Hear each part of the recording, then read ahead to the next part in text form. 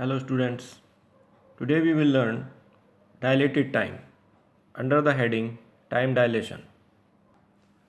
The time interval between two successive events recorded by a clock which is in the wrist of a stationary observer is called as proper time.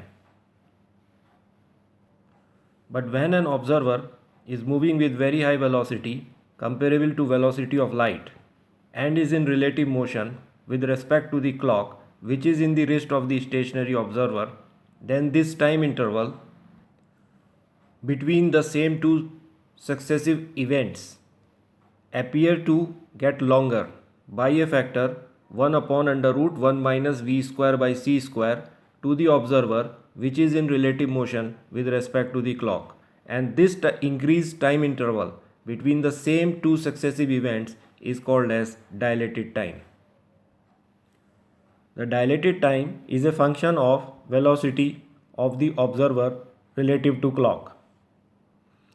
When an observer moves with a velocity equal to the velocity of light, then the dilated times becomes infinite, which is impossible. Hence, no observer, no time body can move with a velocity equal to or greater than the velocity of light. The dilated time can be seen as a real effect. The lifetime of a mason, which is recorded by an observer which is stationary with respect to the mason, is proper lifetime. But when the mason is moving with very high velocity comparable to velocity of light, then its lifetime for the observer which is stationary appears to get longer, and this is dilated lifetime. To understand this concept, let us consider an example. At what speed should a clock be moved so that it may appear to lose 1 minute in each hour? In this example, the clock is in the wrist of the stationary observer.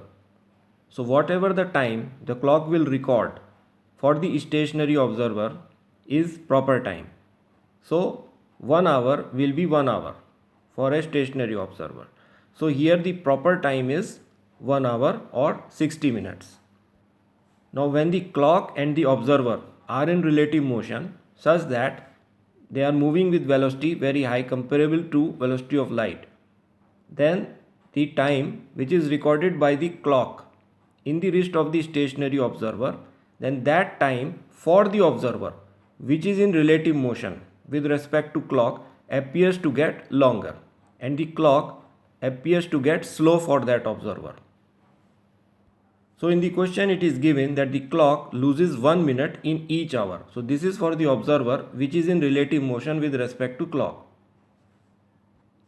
Hence, according to the question, the proper time recorded by the clock is 1 hour, which is 60 minutes, and dilated time recorded by clock when in relative motion with respect to observer is 61 minutes. We have to find the velocity of clock. So substituting the value of t, which is dilated time, t naught, which is proper time, in above equation, we can arrive at the velocity of clock, which works out to be 61 equal to 60 upon under root 1 minus v square by c square. On computing, we get v equal to 0.180 c meter per second, where c is velocity of light.